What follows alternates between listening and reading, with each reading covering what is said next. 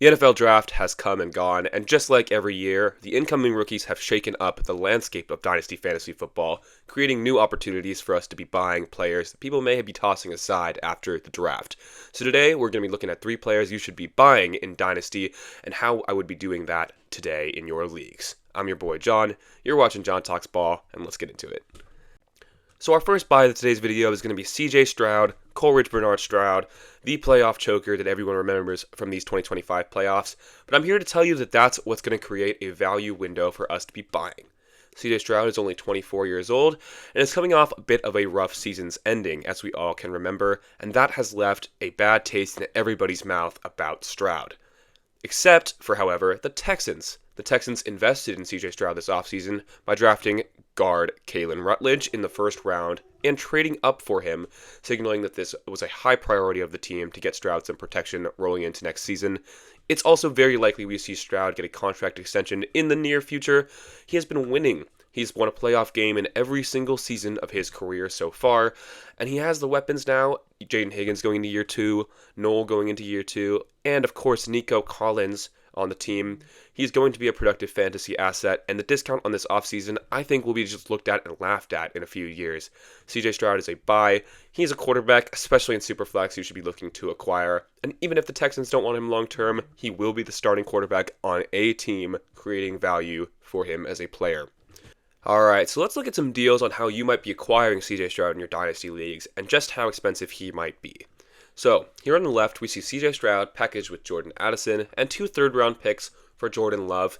I think somebody believes they're making an up tier here, but I really want to ask what the true difference is between the production of CJ Stroud and Jordan Love is.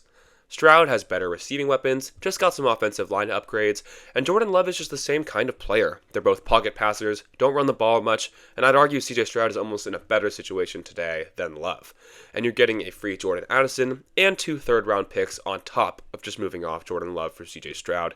That's an instant smash on the Stroud side in a Superflex Start 11 league. Now here in the middle, we see CJ Stroud exchanged for Pearsall in a package of seconds and third-round picks. I think Pearsall is definitely a player I'm more on the sell side with nowadays, especially considering he survived the draft. I just think it's a lot to project him to being a workhorse like some people are willing to do right now, when Chris Rodriguez was just signed to a reasonably sized contract there, and there are other backs back there getting steam as well, like LeQuint Allen as a pass catcher.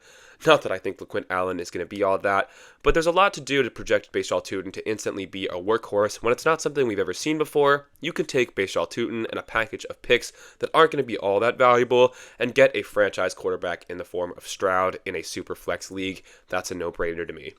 Now here, this most controversial deal is going to be A.J. Brown and C.J. Stroud exchanged 1 for 1. I think the key thing to remember here is that A.J. Brown is a 29-year-old receiver going into this upcoming season. Recall the season where Terry McLaurin popped off with Jaden Daniels as his quarterback. While it is exciting, they are still on the older end, and you can get out of the hype of A.J. Brown becoming a Patriot with C.J. Stroud, a franchise quarterback at 24 years old, in a Superflex league. I would make that swap instantly and take advantage of the down perception on Stroud. Now let's take a look at our next Dynasty buy, Ricky Pearsall. Alright, so our second buy of today's video is going to be Ricky Pearsall, the wide receiver of the San Francisco 49ers. Ricky Pearsall is going into his 3rd season in the NFL and just posted a season of 36 receptions, 528 yards, and a whopping 0 touchdowns. Ricky Pearsall's price has been greatly deflated by the Niners bringing in Dazon Stripling at 33 overall, and I think Dazon Stripling represents a bit more of a Mike Evans long-term replacement than he does someone who's going to slot into the Ricky Pearsall role. Pearsall's played through a plethora of injuries, whether it's getting shot to start his rookie year, or the variety of knee injuries we saw happen to Pearsall throughout the season last year. I think Ricky Pearsall's price is deflated to such a point where you should be buying or looking to acquire, and let's go take a look at what that price is in your Dynasty leagues today. Alright, so this first deal on the left, we see Ricky Pearsall exchanged for DK Metcalf in a 1-for-1 swap. In this kind of league, DK Metcalf is a bit of a boom-bust player who still carries a lot of name value, even though the Steelers just brought in Michael Pittman and Jeremy Bernard in the second round of the NFL draft. Ricky Pearsall similarly has that crowded receiving room, but you're getting back about 3.5 years of age, and a player who just represents a lot more upside than what we know Metcalf is today. Metcalf has his boom games, but most of the time you're just not getting a lot of volume out of him, especially when we know Aaron Rodgers is set to be their team's quarterback. Now, While there's not a lot of deals occurring on Dynasty Daddy, including Pearsall at the moment, we do have the records from Keep Trade Cut, the crowdsourcing and trade database platform, where we see Ricky Pearsall is going around players of the likes of Zach Charbonnet, who's coming off of a torn ACL and just had Jadarian Price drafted into his backfield. Additionally, the aforementioned Michael Pittman is going alongside Ricky Pearsall, who I just don't think has even close to the upside to be being compared to Ricky here. Additionally, we see Jaden Higgins, the second-round receiver on the Texans.